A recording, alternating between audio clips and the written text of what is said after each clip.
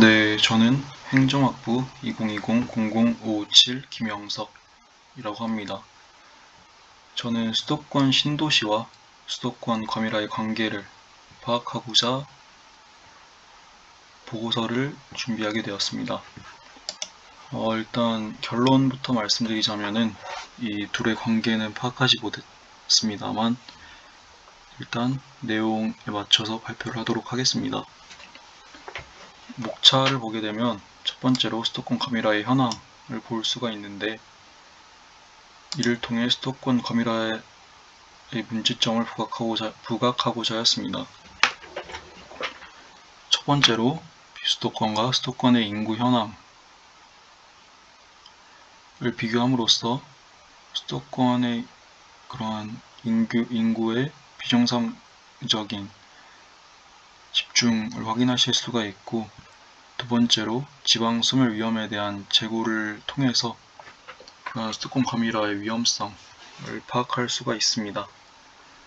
세 번째로 수도권과 비수도권을 대학수, 규모별 사업체 수라는 지표를 통해 비교함으로써 역시 수도권 과밀화의 현황 및 문제점을 파악할 수가 있습니다. 두 번째로 1, 2기 신도시 정책에 대해 알아보고자 하는데, 첫 번째로 1, 2기 신도시의 위치, 두 번째, 세 번째로 각각 1기, 2기 신도시의 계획을 이제 알아보고자 하고, 세 번째로 수도권 신도시와 수도권 과밀화의 관계를 파악하고자 하는데, 먼저 각 권역별 시기에 따른 인구 비교를 통해서 이 관계를 파악하는 데 도움을 얻고자 하고, 두 번째로 1기 신도시 인구 변화를 통해서 과연 이 1기 신도시가 수도권 과밀화에 영향을 끼쳤는지를 알아보고자 합니다. 먼저 이 수도권과 비수도권의 인구 현황을 보게 되면 2019년 기준으로 전국 인구의 서울, 인천, 경기도 이 수도권의 인구가 약 50%에 달하는 것을 확인할 수가 있고, 이 수도권의 전 국토 대비 면적이 11%에 불과한 것에 비하면 이 비상식적으로 수도권의 인구가 집중되어 있다는 것을 느낄 수가 있습니다. 두 번째로 지방 소멸 위험에 대해 말하고자 하는데, 이에 앞서서 소멸 위험 지수라는 것을 알아야 합니다. 이것은 20세부터 39세 여성 인구의 수를 65세 이상 고령 인구 수로 나눈 것으로 이 당시 논문에서 처음 시작된 개념입니다. 만약 이것이 소멸 위험 지역일 경우 향후 30년 이내로 어떠한 변수가 없을 때 그 지역은 소멸하게 된다는 그런 개념을 갖고 있고,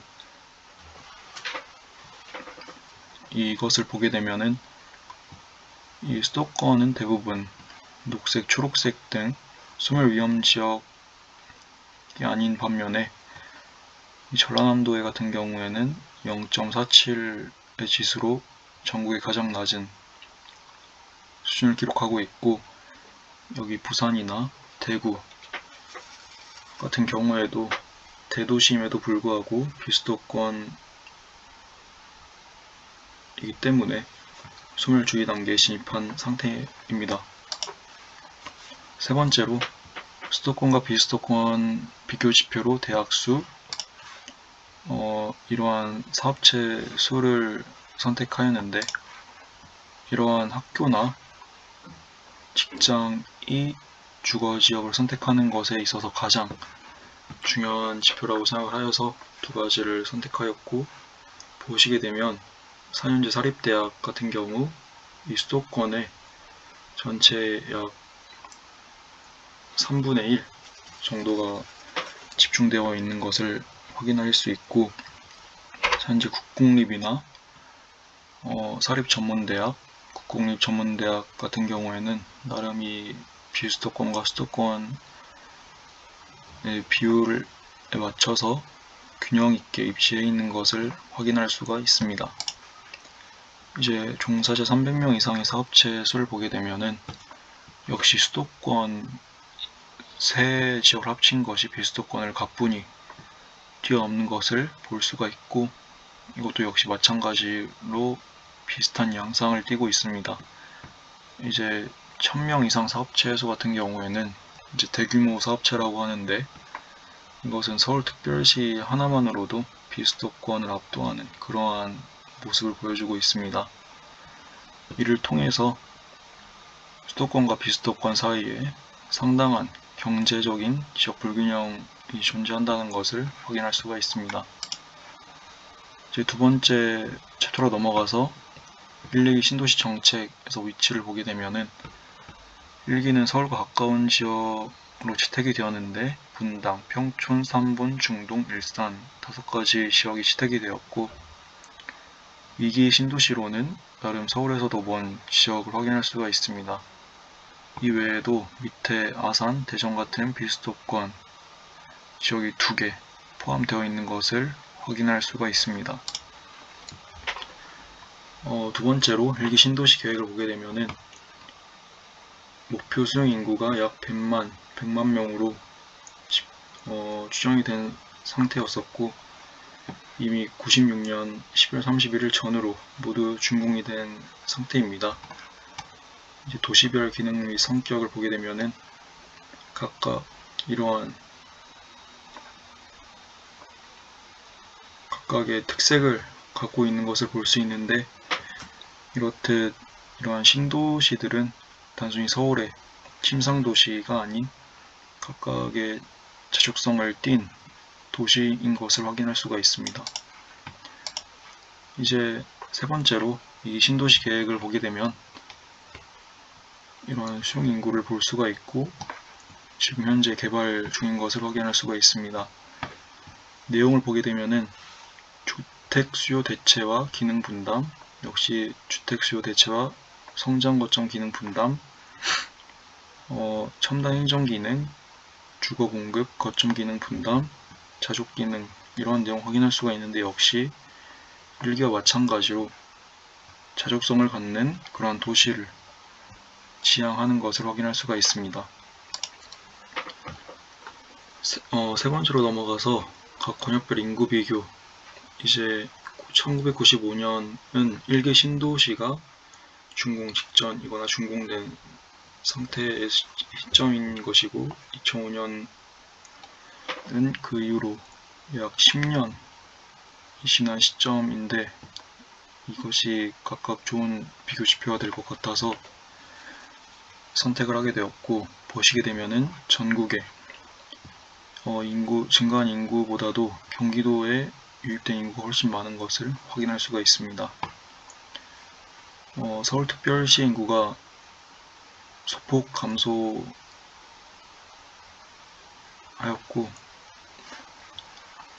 또 경기도의 이러한 연평균 자연친화 건수가 약 85,000명이라는 것을 확인할 수가 있는데, 이것만으로도 채워지지 않는 엄청난 수치이기 때문에 이것이 비수도권에서 적지 않은 인구가 유입됐다는 것을 유추할 수 있는 대목이 아닌가 싶습니다.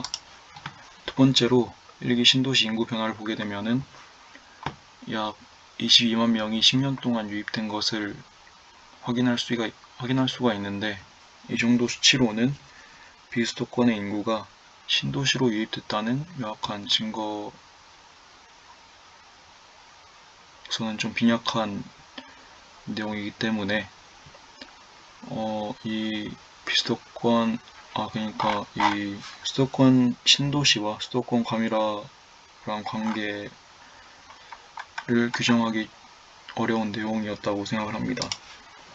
결론을 말씀드리자면은 앞서 말한 대로 비수도권 인구의 수도권 신도시로의 유입을 통해 수도권 과밀화와 수도권 신도시의 관계를 파악하고자 했으나, 비수도권에서 수도권 신도시로의 유출 인구를 파악할 수 없었고, 이로 인해 수도권 과밀화와 수도권 신도시의 관계를 규정할 수가 없었습니다. 하지만 2005년 2005년 전국 인구의 증가와 경기도 인구의 증가 수준, 각 권역의 유출, 유입 수준을 보았을 때 적어도 비수도권에서 수도권으로의 유출이 적지 않았음을 유추할 수가 있었다고 생각을 합니다. 이건 제 생각인데 중앙정부 차원에서 서울의 인구 과밀화 주책으로 신도시를 개발하는 것은 당연한 일이나 신도시로서 단순한 침상도시가 아닌 지속성과 상당 수준의 인프라를 갖춘 도시가 출범한다면 이것은 비수도권의 여느 지방 중견도시 인프라를 가뿐히 뛰어넘는 그러한 도시일 것이고 이것은 수도권과 비수도권의 불균형을 더욱 심화시킬 뿐이라고 생각을 합니다. 정부 차원에서 수도권의 인구를 비수도권으로 이주시킬 수 있는 적극적이고 매력적인 정책을 속히 시행해야 한다고 생각하면서 마치도록 하겠습니다.